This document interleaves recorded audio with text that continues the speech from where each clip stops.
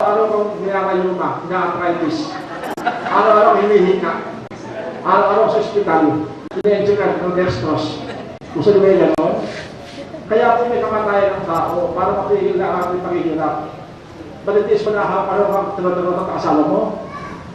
Nakakaliwa? Di ba ang hirap yun ang gano'n? Malitis pa habang ka na naghihirap sa mundo ibabaw?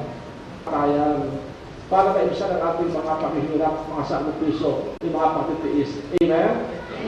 Okay. Yung mga tao na ayaw ng hirap, sige, punta ng punta sa SM, sa mga mall, sa malam. Sige, magpakaligaya kayo, sige.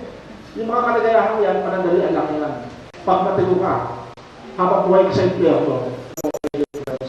Alam niyo po, manakita pa ako ng kabaong. Whether we like it or not, someday, somehow, ilalagay ka sa kabaong. May mga tao po na takot mag-usapan ng kamatayan. Ba't ang mga takot lahat? Dahil naman tayo ito, di ba? Kung may simula, may wakas. Ha? Ang tao po, tumatanda. Ang tao po, nagkakaedad. You know the consequence. At alam niyo po, ang lifespan lang ng tao ngayon ay, according to the Bible po, 70 for those who are spiritually strong. Ha? So yan po yan. Kaya, ang lalaki lang po ng tao sa mundo ibabaw. Subukan niyo po kung may nakulit kayo. Yun lang po ang lalaki ng tao sa mundo ibabaw. Kaya halimbawa ko 60 ka na. Naku, kung po sa'yo makiniwise ka ako. Kung ilan ba yung 60 ka na, you know the position, ang sementeryo, kinakawayan ka na. Yes, susunod ka na dyan. Yes, kaya be wise po, and be practical. Yes, totoo po yan. Ha? Kaya halimbawa po 60 ka na. Naku, maglipot ka na sa Panginoon, at least mamatay ka man, sabi ng Panginoon. O, nung nasa lupa ka, ano ang ginawa mo para sa akin? Panginoon, ako'y palagi nagsisimba.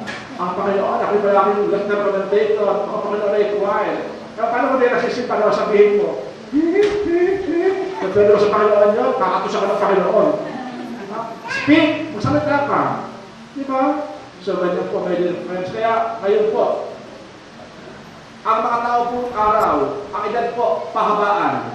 Inaabot ng 100. Speak. Praise the Lord. Pag inaabot ng 70, Hallelujah. Pag inaabot ng 75, so, maghanda ka na. Mga piyesta ka na. Bakit? Meron ka ng bonus. May saptas ka na. At alam mo, pag ikay nasa 80 ka na, ang sementeryo, ganyan na ang tawag sa iyo. Di ba? 70 ka na eh.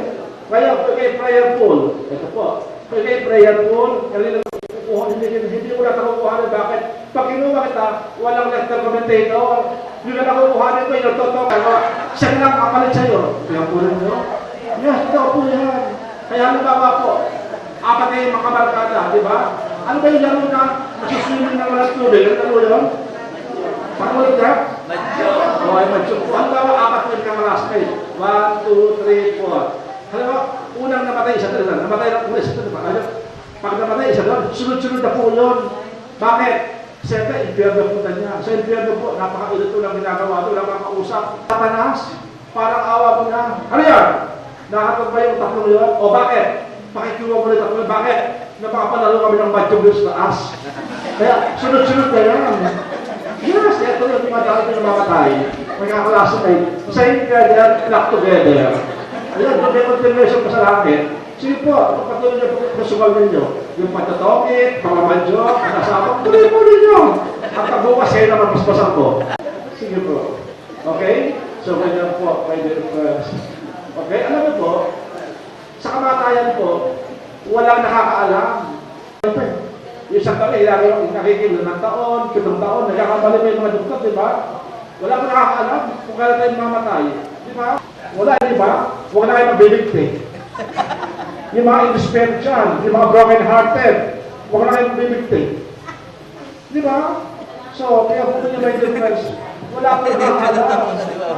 Kung kailan nagtawagan ng Panginoon, basta we must prepare all the time. Dati yung kandila to, siya yung kandila, pagsubihin pa ng Panginoon, wala kang gagawa. Kahit na withdrawin mo ang pera mo sa pako, pagkapit-kapit para humara ang buhay mo, excuse me ka na lang.